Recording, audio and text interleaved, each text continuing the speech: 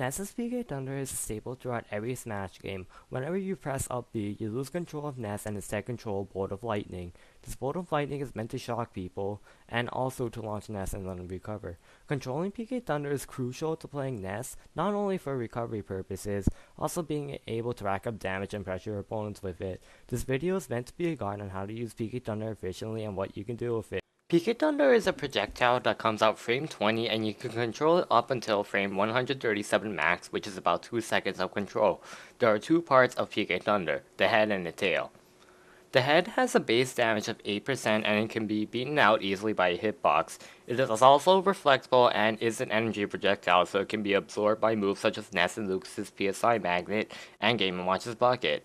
After having the head connect with a hurt box, whether it's the opponent or a stage hazard like Smash Bill's Balloon or Pac-Man's Hydrant, it hits a shield or the stage, it will disappear.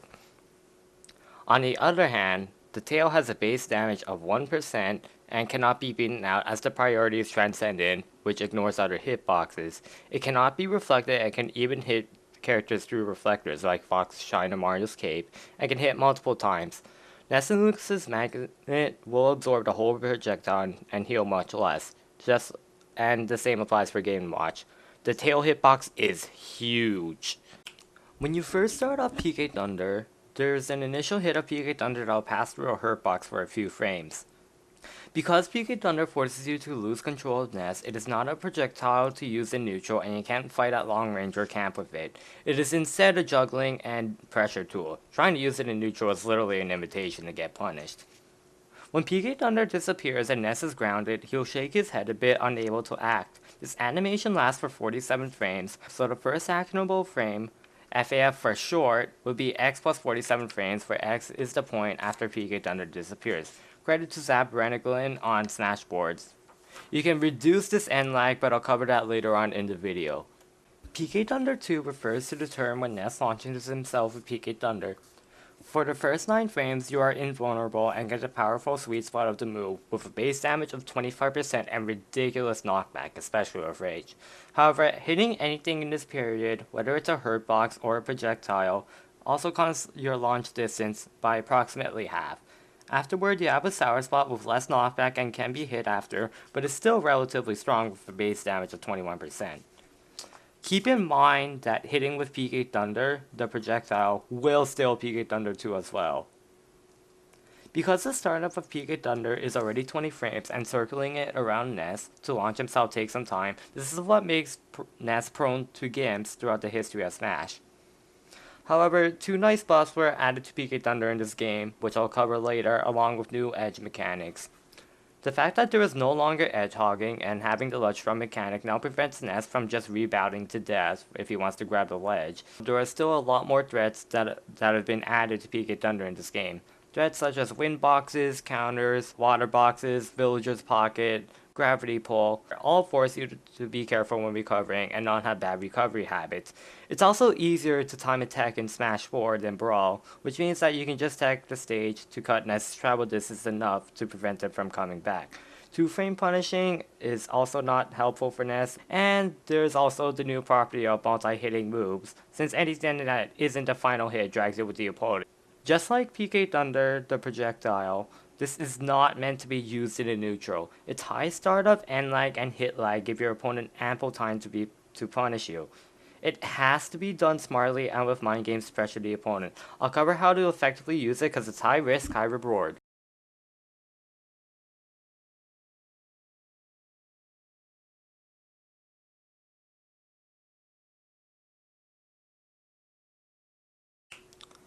When your opponent is out of down throw combo percents and you want to avoid stealing your back throw, use a forward throw or up throw to set them either off stage or above you, and chase with PK Thunder right after.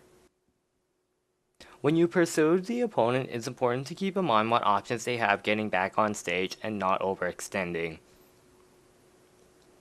Don't ever send PK Thunder in a linear path, notably if they're above you. Instead, send PK Thunder to follow as they're falling. This ensures you won't be left a sitting duck.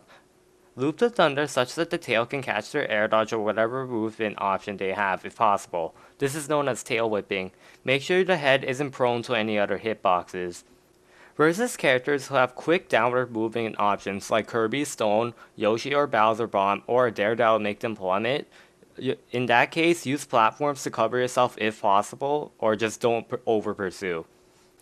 In a similar fashion, watch out for projectiles that can possibly interfere when you're targeting a recovering opponent, such as Robin's L Thunder, Pit's Arrows, Cloud's Blade Beam, or even burst movement options like Zero Suit Samus's Flip Kick, Charizard's Flare Blitz, Sonic's Homing Attack, or Sheik's Bouncing Fish.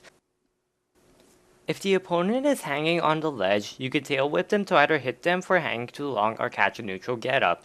If you see that PK Thunder isn't able to catch a ledge option, reset back to neutral by having Ness launch himself. On that note, try to keep a moderate distance between pursuing the foe and being able to launch Ness to avoid punishes. Over pursuing can cost you your stock. When you connect to PK Thunder, if they're well above you, you can rinse and repeat the process, and this can possibly frustrate the opponent if they're hit at least 3 or more times. Their mindset will change to, how do I avoid this thing, because the PK Thunder will keep following them, and cover air dodges and eat jumps if you can follow properly. Another cool note is that when Ness's PK Thunder disappears and he's in midair, he'll do this flip animation. The closer you are to letting this animation complete without actually letting it finish, the less landing lag you'll have. This is important to keep in mind.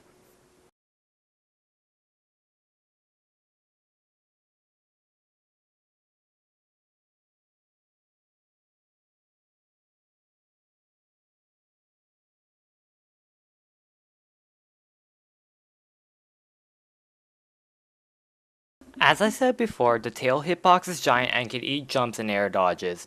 It's excellent at interrupting the opponent's drift momentum, which proves to be handy, especially versus characters whose recovery can be difficult to challenge thanks to its disjoint. If they're off stage and you connect it at the right height, you can possibly create a 50-50 and a frame trap on fast followers. If the opponent is pulled directly towards you, you can go for a nair or an up air, where nair sends them back off stage and an up air can net a kill. You can bait an air dodge on floatier characters, and on fast followers, you can frame trap. Nair is quick enough to hit them back off stage, whereas they'd suffer a landing lag for air dodging the Nair, and you can just Nair again. Remember, Nair can be done twice in a short hop, or you could even get another punish.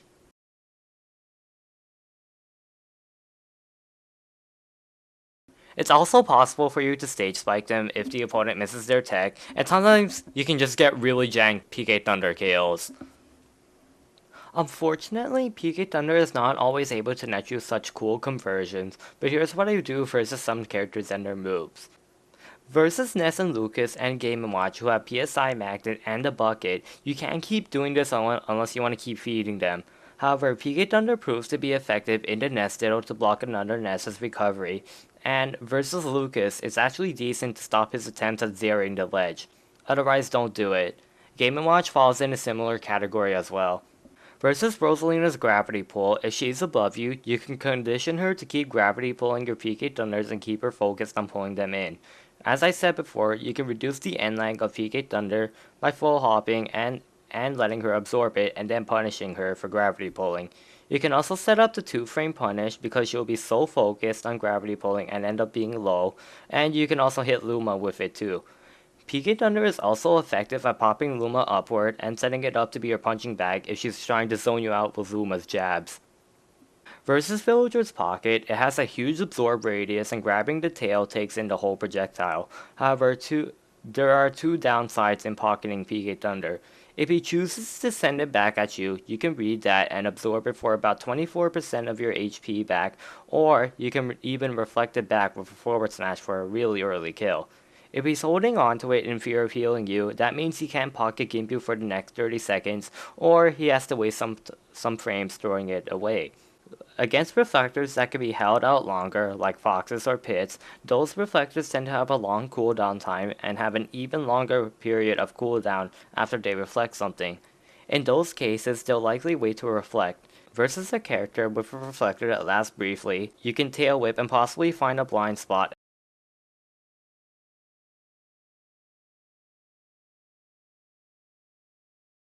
PK Thunder 2 needs to be used smartly because you can't just launch yourself and hope that it hits. First off, you need to be creative with PK Thunder and understand the mind games you could do because with almost 2 seconds to control it, you could find some crazy paths. It can be as simple as doing a single loop, or doing some crazy figure eight, or having it orbit around Ness. Doing it from standing on a platform can open up some more possibilities as well.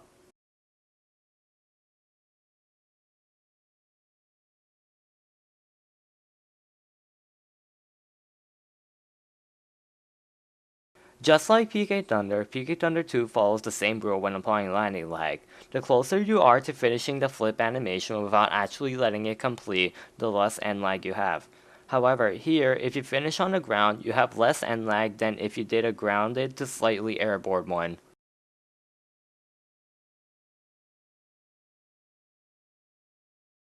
Landing PK Thunder 2 is best used as an anti-landing tool, and even the initial hitbox of PK Thunder can help you connect PK Thunder 2.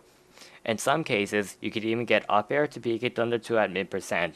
The opponent has to react fast with a quick move and not air dodge or they can possibly lose their stock. You don't want to try anti-landing characters with counters because that is an invitation to death, but up air or even double up air to PK Thunder 2 can be a cool mix-up.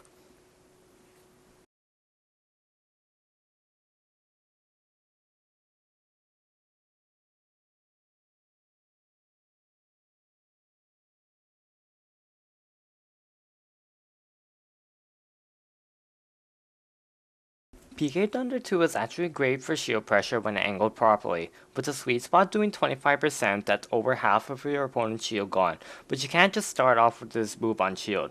Instead, you can shield poke or shield break with PK Thunder 2 if the opponent's shields on a platform, where if they let go, they'll likely eat the hit. If you manage to connect even a slightly charged forward smash, it's possible for you to get a PK Thunder 2 shield break.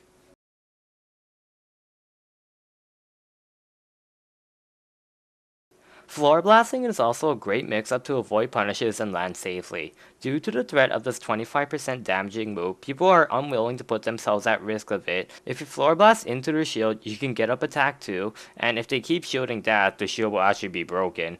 Floorblasting also works to reverse your commitment and not actually PK Thunder 2 if you're on the ground trying to pursue.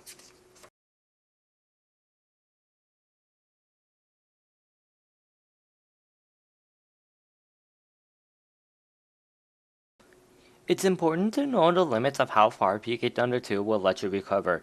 It's also important to know what can possibly gimp you. Characters with certain moves or projectiles will prevent you from using PK Thunder at certain heights. For instance, Mario's Flood prevents you from recovering at higher mid-levels with PK Thunder, whereas Rose's Gravity Pull or Villager's Pocket keeps you from recovering low. To better understand how to avoid what will gimp you, you need to look at what will set you up for the gimp and what can possibly eat your jump. You need to mix up your recoveries and also change your timing and landings to the situation. Ledge PK Thunders can be done as a mix-up if the opponent is trying to prepare an attack too early. However, like I said, it is a mix-up, so abusing it can lead you to getting punished and an even worse position. Spacing this mix-up is key because people will catch on. If you do it way too high or over-pursue, it can lead to your death or an SD. If you space your double jump properly and air dodge, then buffer PK Thunder, you can actually snap to the ledge with PK Thunder. This is much safer because Ness's double jump is floaty and can dangerously put him above the ledge sometimes. We'll call this the PK Thunder snap.